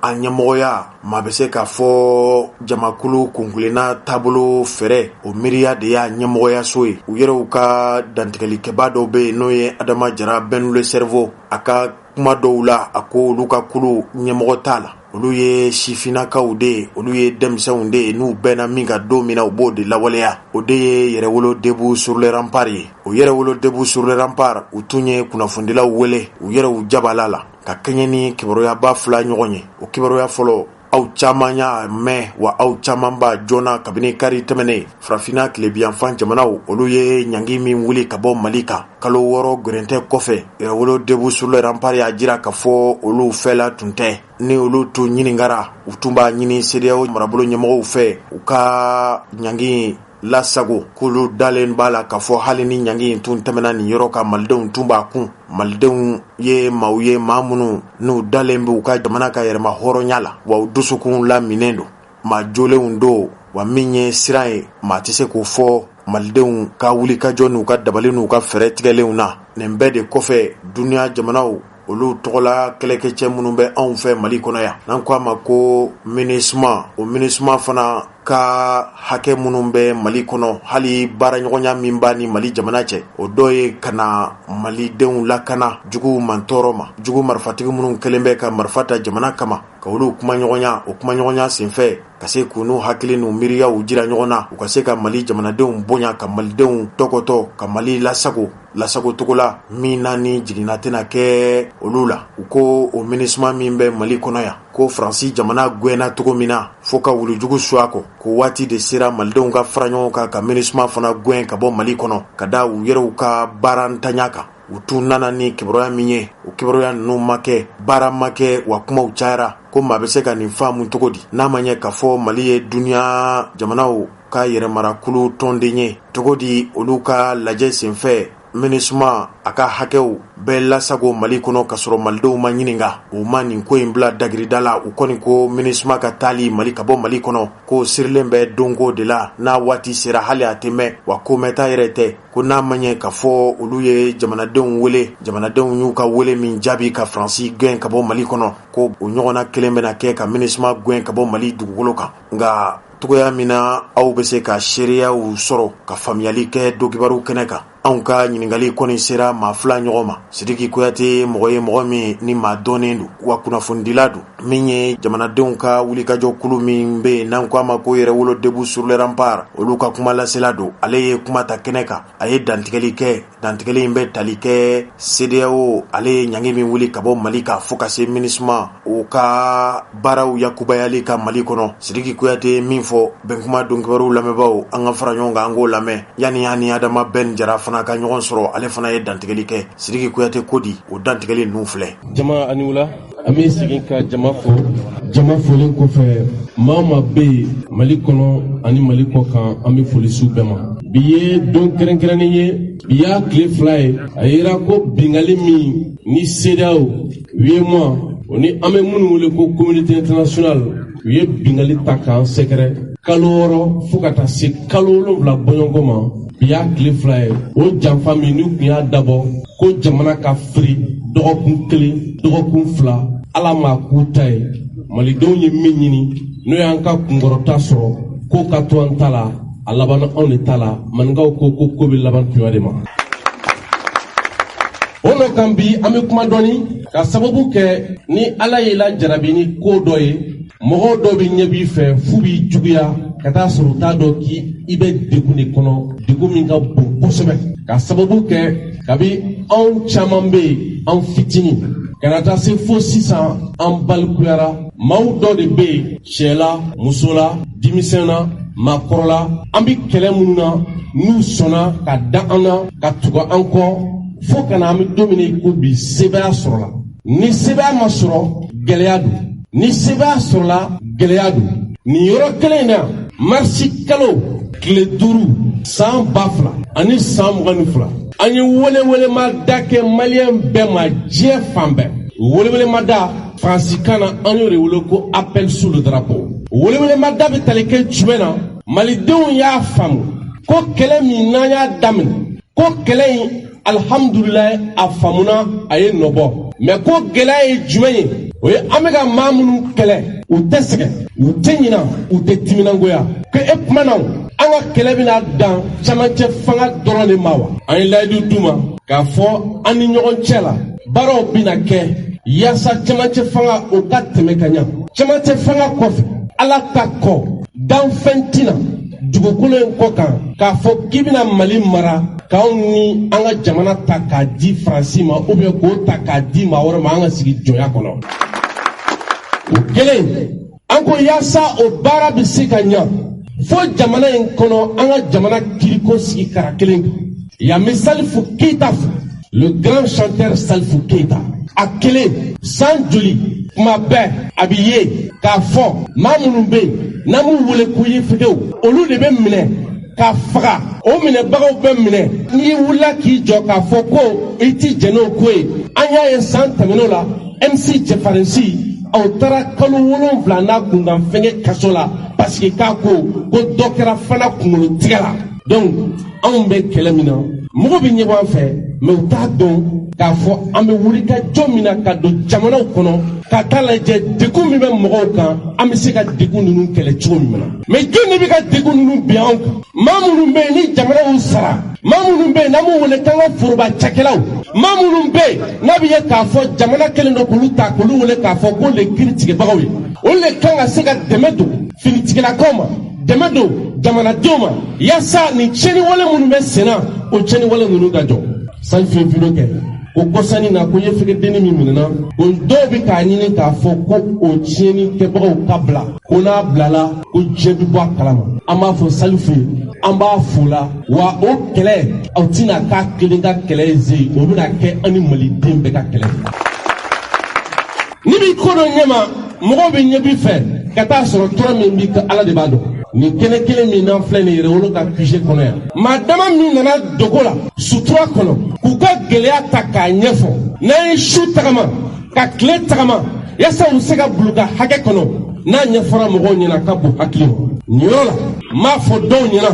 n'a b'i ɲɛna k'i sigilen don i n'i ka karabati kɔrɔnin n'i ka vɛsi kɔrɔnin biro kɔrɔnin dɔ kɔnɔ k'i ka bigi de bɛ ka kow ɲɛnabɔ i tɛ ka foyi yɛrɛ ɲɛnabɔ ye. K'a faga i tɛ jamana yɛrɛ kɔnɔ e tɛ fɛn yɛrɛ kalama yɛrɛ parce que a bɛ a dɔw ɲɛna k'u ka bigini de bɛ ka kow ɲɛnabɔ i ka bigini jɔyɔrɔ ka dɔgɔ a dan ye a bɛ turu yɔrɔnin min na a jɔyɔrɔ ye Maliko la ye. O la n bɛna min fɔ mɔgɔw ye a bɛ ye k'a fɔ anw y'a ye don tɛmɛnenw na k'a fɔ kɛlɛ min filɛ anw da la an b'a fɔ ko tiɲɛnikɛlaw k'a fɔ ko tiɲɛnifɛn t'u bolo an b'a fɔ k'u ti tiɲɛna parce que tiɲɛnikɛlaw don. Mais tiɲɛnikɛla ninnu sɛmɛyɔrɔ n'i ye Faransi n'a jɛw bɔ a la tɔ b'a dɛ. O Faransi bɛɛ y'a ye tuma min na kɛlɛ sarannen don an ni Faransi cɛ dɔ bɔra fagali la Francitara, Anya Fonyemoronino, Animou Mignona, ce sont des Yangui, des sanguinaires, des gens sans foi ni loi, des assassins de première classe. Akana négocier Aïsra des municipaux Mokataka Banga Jamana. Parce que nous mata, Ubanga Jamana Chi, nous ka rapport Djouye, parce que municipal kara institutionné, une institution qui se donne le plaisir d'entretenir la haine, d'entretenir la peur, d'entretenir la calomnie, d'entretenir la médisance, d'entretenir la division. Les clivages ethniques, les rapports de l'aménagement sont destinés aujourd'hui à entretenir des clivages ethniques. Voilà pourquoi ils ont qualifié notre crise de toutes les crises du monde. Une crise d'agression coloniale, une guerre par procuration. Ils l'ont appelé, je parle de la France et ses alliés, de la crise intercommunautaire. À l'époque, il fallait voir comment on voyait les villages se dissimer à longueur de journée. Kosanina, municipal Kamana et le nouvel top Kunkumu Konana, Moroyaye, Falim Kera, et Yerolo Tondo Badon, Mor Badon, ni municipal Kamana et le nouvel Kokuma Konin Dabora, Fali de Yakubaya, comme pour justifier que Kuno municipal Katolila. Alors que, Namaya Kafoko bien ni Tche Bata Anikoe. O Tche Bata Aniko, Benkera Fendorikan. Anasro Adonima, Yerewolo Kunte, mais Yerewolo Tondeun, tu me tombes nous kono, Aya Kafo, ni Mimike Obake, mais anti-nation, Minishima Kananga Jamana Kono, parce qu'à Mani nebo Dien Fanchi. Unananae,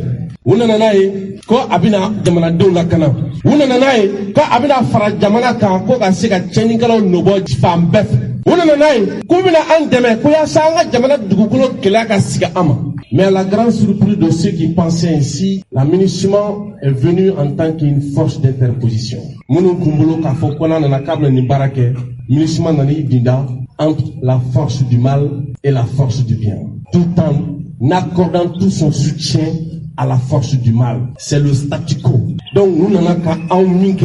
qu'à nos cas de mettre John Chani Kalaouye, au Karasabobier, qu'au Kara Atitanye Atitako. Au Labanamuna, Chenikelo Semero sur là. Au Rekama, Niger président, ka Ibekato Fala, à la Kahinala. Anana,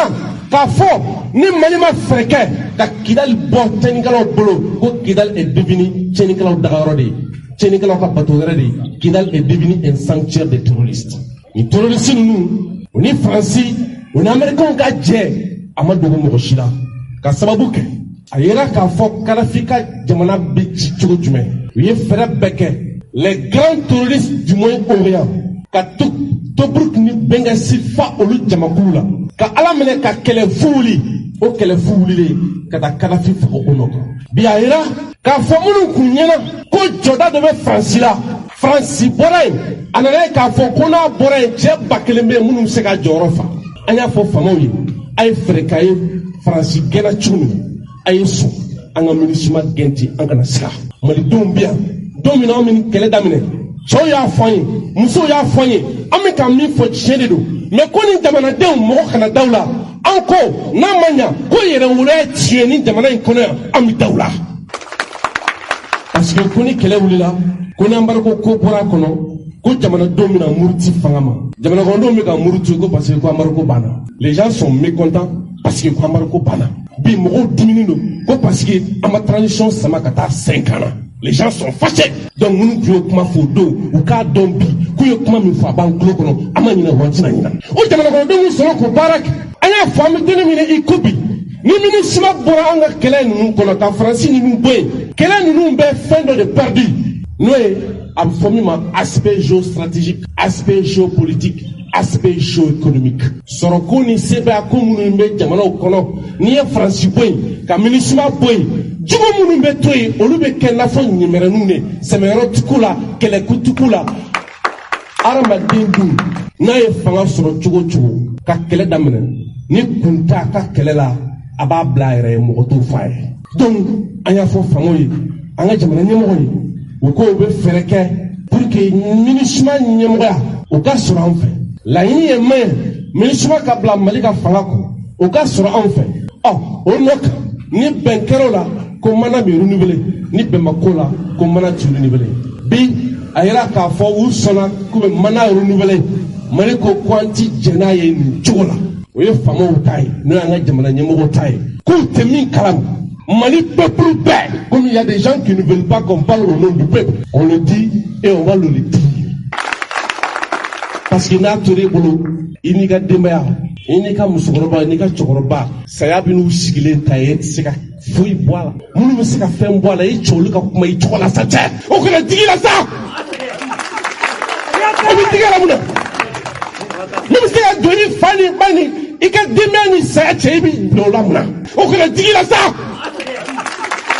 An balimaw nin tun ye Sidiki Kuyate de ye dɔw ko a ma mande sɛgɛ Sidiki Kuyate ka wulikajɔ n'a ka jamana kanu ma dogo mɔgɔ la Mali kɔnɔ yan kulu b'a fɛ u ko kulu de ma ko jiribakɔrɔ o ye kulu ye min sigilen do fantanw ani dɛsɛbagatɔw olu ka hakɛw magoya ni wulikajɔ ni dɛmɛw bɛ se ka d'olu ma cogo di min ye yɛrɛwolo debout sur les remparts fana o jeturaba don Sidiki Kuyate tɛmɛnen kɔfɛ Adama Ben Jara u ko de ma ko Ben le cerveau katikaw den do Ben le cerveau in hali n'a y'a sɔrɔ jamana wasadenw olu ka wasakulu n'o ye kulu kɛrɛnkɛrɛnnen ka wasadenw nɔnabila o tɔnden don ale fana tun bɛ nin kɛnɛ kan a fana ye laseli kɛ a ye laseli minnu kɛ laseli ninnu jiw jɛɲana nka togoya min na aw bɛ se ka faamuyali k'a la do kibaru kɛnɛ kan yala an tɛ Adama Ben Jara lamɛn wa Dramane Danbele bisimila. An b'a daminɛ ka foli di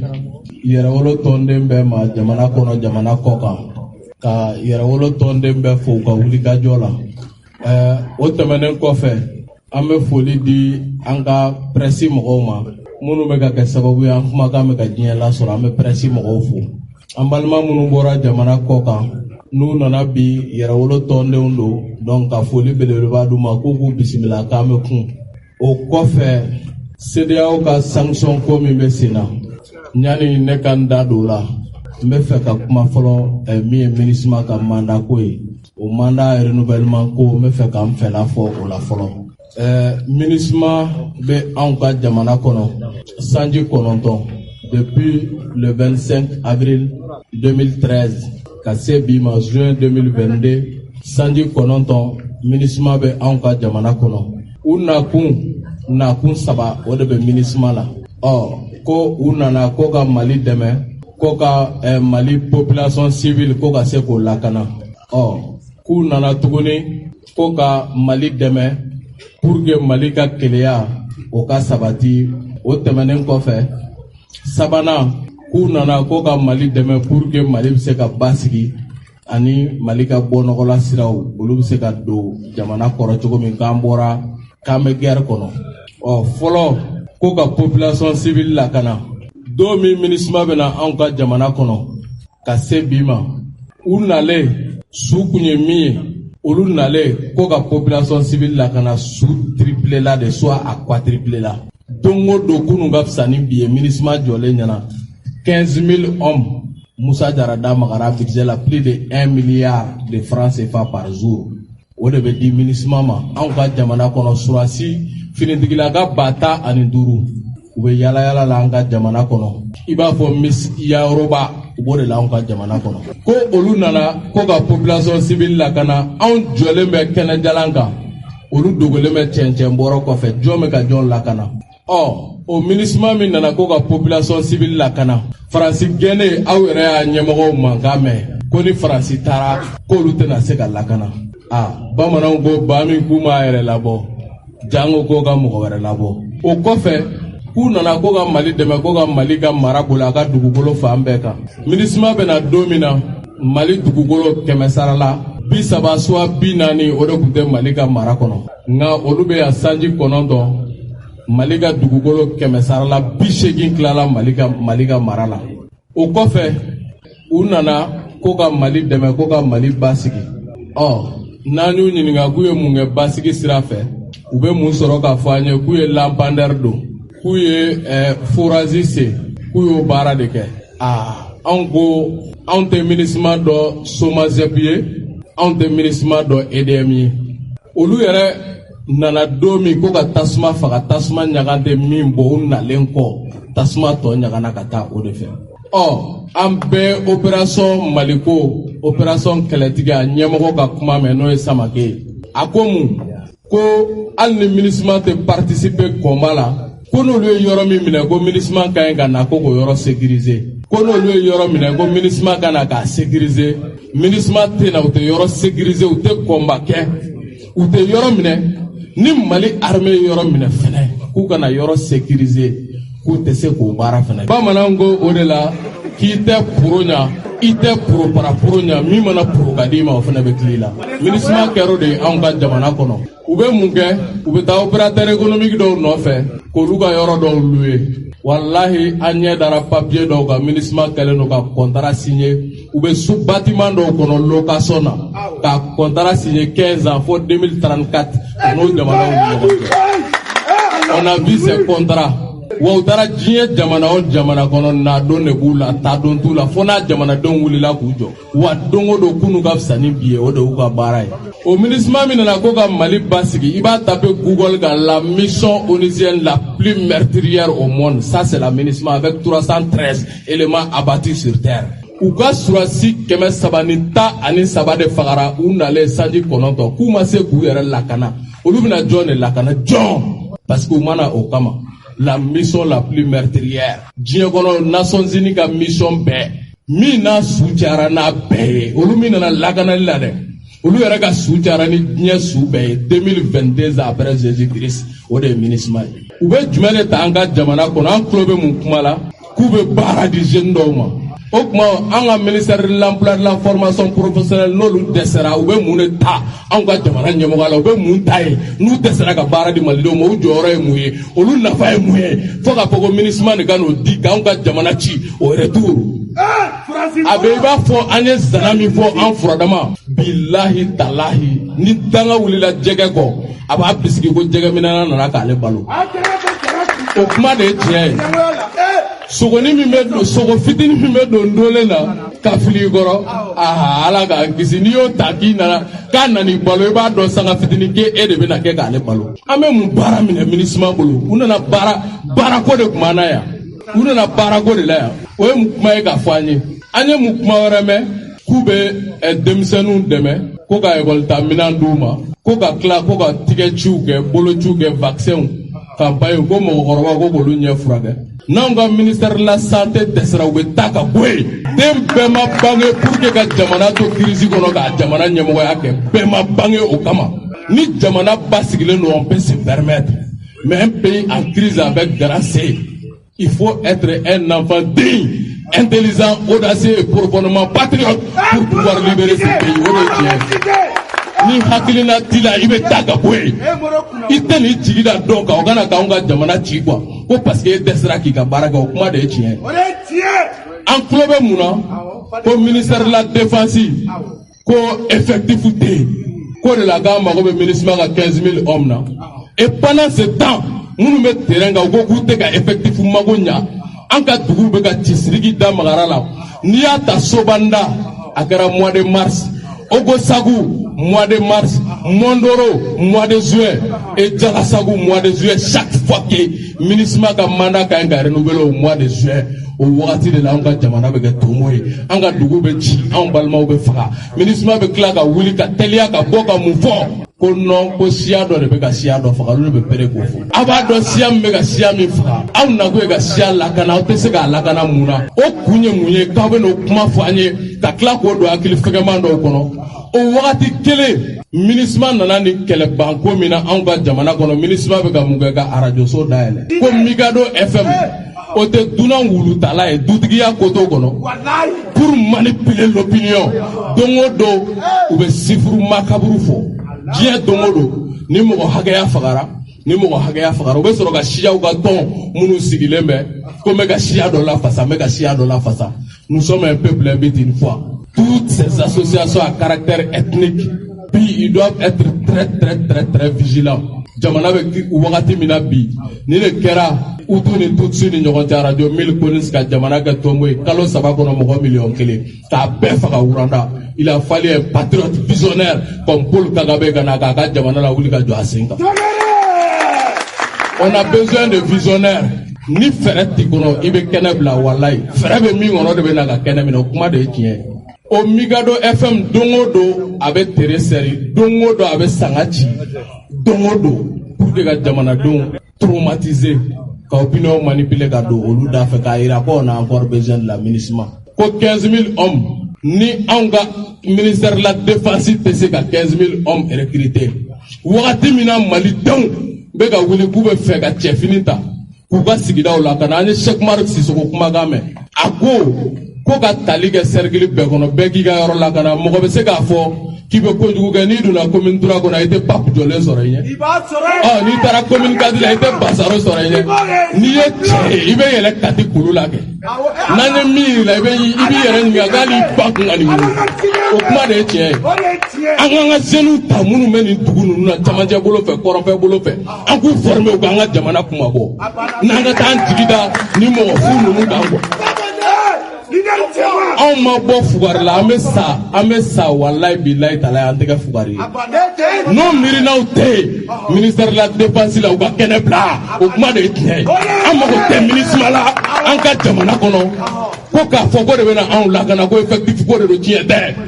ko budget ko k'a gérer mais jamana kɔnɔ ni min tɛ se ka ɲɛnabɔ priorité ko de don n'aw kan ka goudron tan de dilan priorité ye guerre de ye cɛ a ye goudron kɛ 5 ye goudron ka d'an ye sa mais diɲɛ ka di i b'a kɔnɔ sa o de bɛ dɔgɔya o de ye priorité ye k'a bɔ dɔ la k'a don dɔ la o de bɛ kɛ ni baara min bɛ kɛ i bɛ bɔ dɔ de la k'a wari ta ka bɔ ko dɔ de la k'a bila ko dɔ la la guerre c'est la priorité wari tɛ diɲɛ kɔnɔ anw bolo min ka ca ni maliyɛn kelen ni ye o tɛ tiɲɛ ye quoi o tɛ tiɲɛ ye n'o bɛ bɛn min ma miiri de bɛ kɛ k'o ɲini anw ni MINUSMA n'a dajara min na jeliw b'o mamalima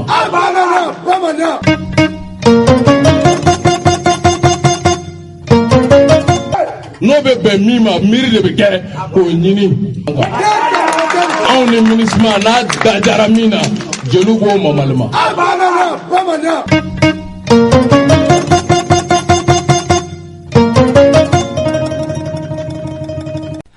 Hine fanda una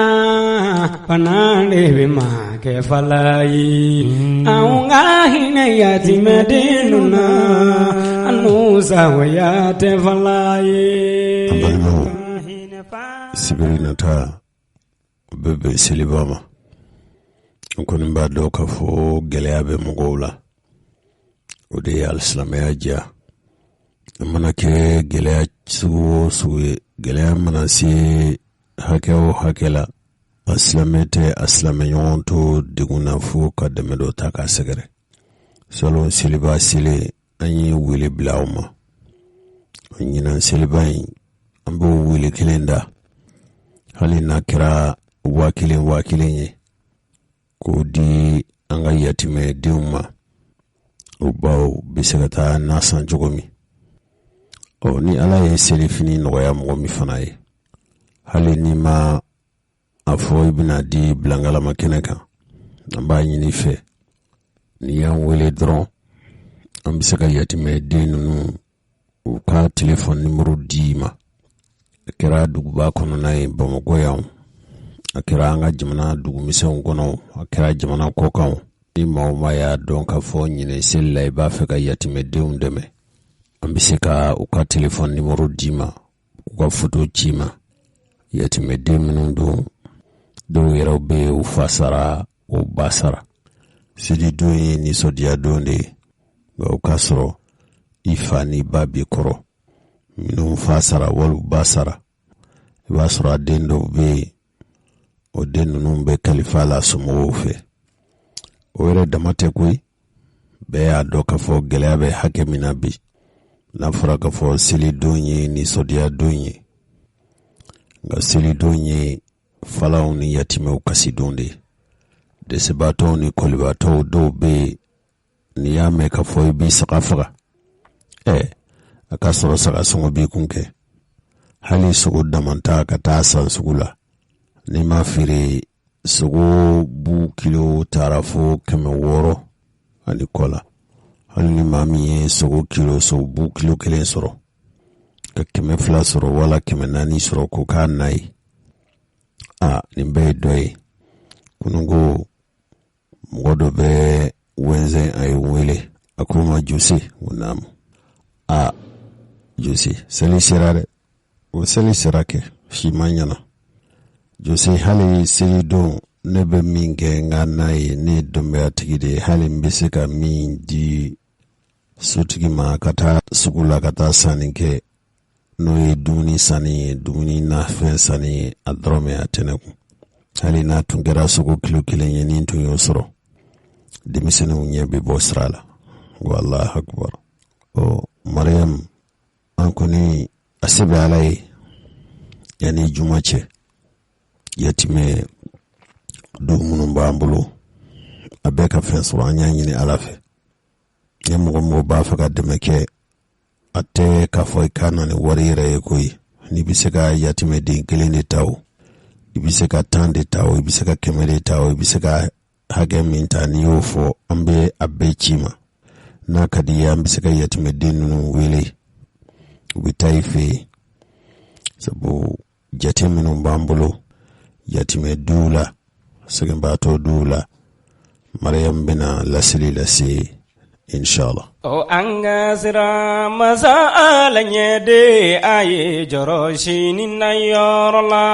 o anga sira masala nyede anga joroshi ni nayorla o anga sira masala nyede aye joroshi ni nayorla من الشيطان الرجيم بسم الله الرحمن الرحيم اللهم صل على محمد وعلى ال محمد وسلم ambalmo on karam go jose ya fuci womi kilene do silisira yatme di mbambulo nere misiga fo depuis doko kuntemele dongo do nebe wile silisira ko anjigi bawka ngayo jigida alaka ni Allah sonama ni fen sur la amba wile na wile wala na da dilo kasi ambal maslamew maliko no maliko ka banyu mangelaw sinini ni baw minu ba filibi ka kumbe sini amba wile sawon sana ya wile abana mine maro nyina fana ni Allah ka je abina namine yatime de mako be balola yatime de mako be selma finina chama be lilla ube min du selido wallahi chama be lilla kafu ubina min du sella atubul ajigi atu ni yatime de min bambulo ay min jate yatime de bafla keme shegi ani binani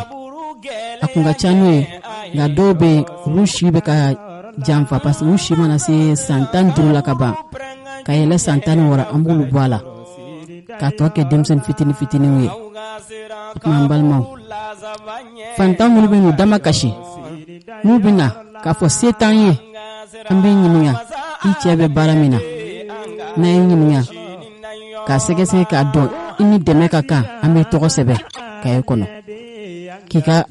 adresi sebe ibe kimina ube sebe ika numero ube sebe o min bambulo ba durubo ngode binu toko sebe so ma mani toko sebe anfe ko balo tambulo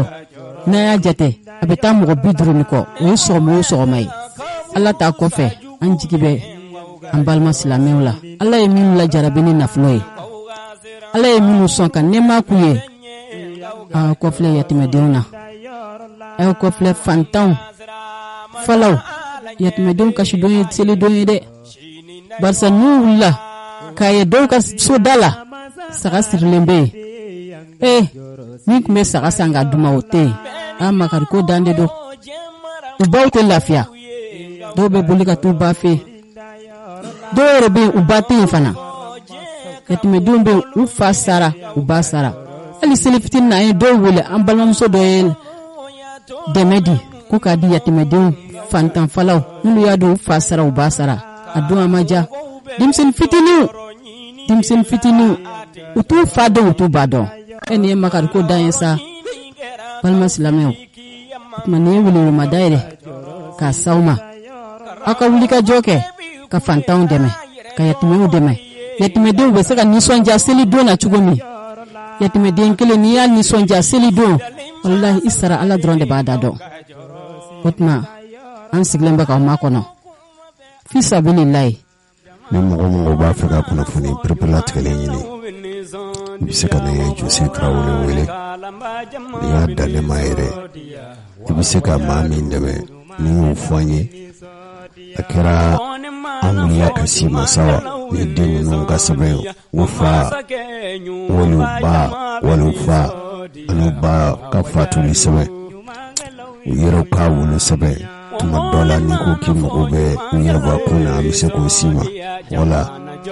i mago b'u ka foto la an bɛ sɔrɔ k'o bɛ se k'o fana d'i ma nin bɛɛ dafalen b'an bolo a kɛra ne 76 06 60 66 76 06 60 66 madame ka téléphone 75 52 83 41 75 52 83 41 fantan demini ateka fo ni wari bi kunde utaku ni sɛgɛnna cogo o cogo dɛsɛra cogo o cogo hali n'a kɛra yatimɛ den kelen ye k'e bɛ se k'o magwɛ ni ala ye bɛɛ b'a dɔn k'a fɔ waati ka gɛlɛn nka hakilimaw ni kodɔnnaw ko denba bɛ joli to a la ka nɔnɔ di yatimɛ den ma min jɛn bɛ nka joli de b'a jukɔ tuma min na i ɲɛ bɔnnen don i ka wari ko ka gɛlɛn i seko yira ala la bani ka ala fana ka mɔgɔw dɛmɛ ala k'an bɛɛ sababu ɲumangɛlaw bɛ nisɔndiya wa wajadu kiyama don kɔni mana se wa wajadu ɲumangɛlaw bɛ nisɔndiya.